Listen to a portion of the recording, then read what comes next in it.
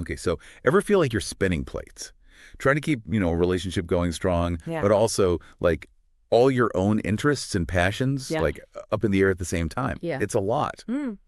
Well, good news, everyone. Hmm. Today's deep dive is all about finding that sweet spot. Right.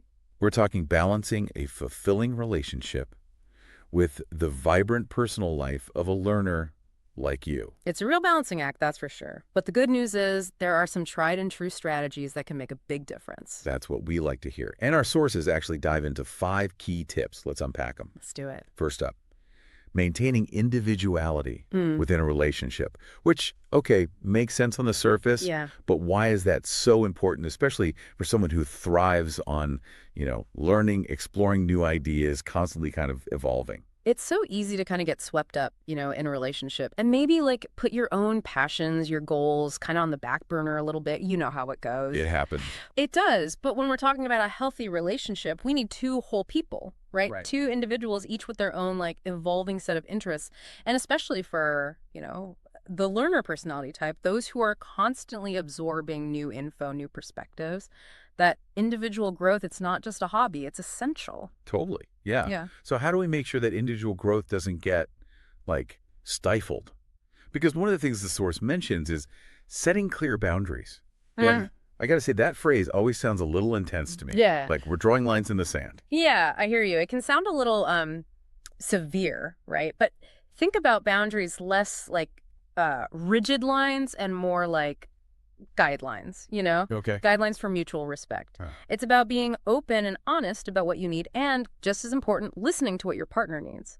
Like, for example, maybe you need an hour every night to just decompress, read a biography, work on a project. Yeah, have that me time. Exactly. Communicating that clearly can really head off a lot of misunderstandings and resentment later on. So much better to be upfront, I think.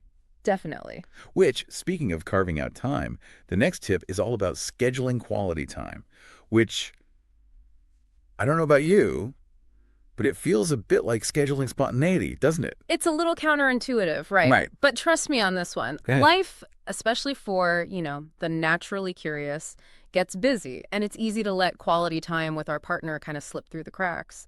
But even just scheduling in a little dedicated time here and there, Yeah. whether it's that weekend hike or even just a quick coffee date to chat, it helps you prioritize your relationship, even amidst all the other awesome stuff going on. And Yeah. honestly, having that planned time can sometimes actually lead to even more spontaneity. Like, hey, maybe that coffee date turns into checking out that museum exhibit you've both been meaning to see. You never know. That's true. That's true. It's like you're giving yourselves a jumping off point. Exactly. Okay, so I'm starting to see how these tips all kind of build on each other. Because clear communication, I feel like that's something we all know is important in a relationship. For sure. But it's also one of those things that's way easier said than done, especially when it comes to potentially sensitive topics. So Yeah. any advice on how to actually make those conversations feel less, daunting? Yeah, for sure. Timing is everything. You want to choose a moment when you're both relaxed. You can actually listen to each other, no distractions, Makes sense. and try to focus on expressing your own needs, your own feelings using I statements. Oh, interesting. So instead of saying, like, you never make time for us, which can feel accusatory, Yeah. you could say something like, I've been feeling a little disconnected lately, and I'd really love it if we could spend some quality time together. It's about starting a dialogue, not pointing fingers. It's about understanding, not accusing. I like Yeah, that. Exactly. Okay, last tip. Respecting each other's time, which, again, seems like a total no-brainer, but it's so crucial for preventing resentment, right? How does this one especially resonate with someone who's always excited to learn and dive into new things, would you say? So it's easy to get really engrossed in our own pursuits, especially when we're passionate about expanding our knowledge, right? Totally. But it's important to remember that our partner, they might have different interests, different needs when it comes to personal time. Different things that light them up. Exactly. So this tip is all about respecting those differences. Just as much as we need time to explore our latest fascination, they need time for their own activities and passions. It's about recognizing that we're both on our own unique journeys, even as we're, journeying together. Beautifully said. Oh, stop. This has been really eye-opening.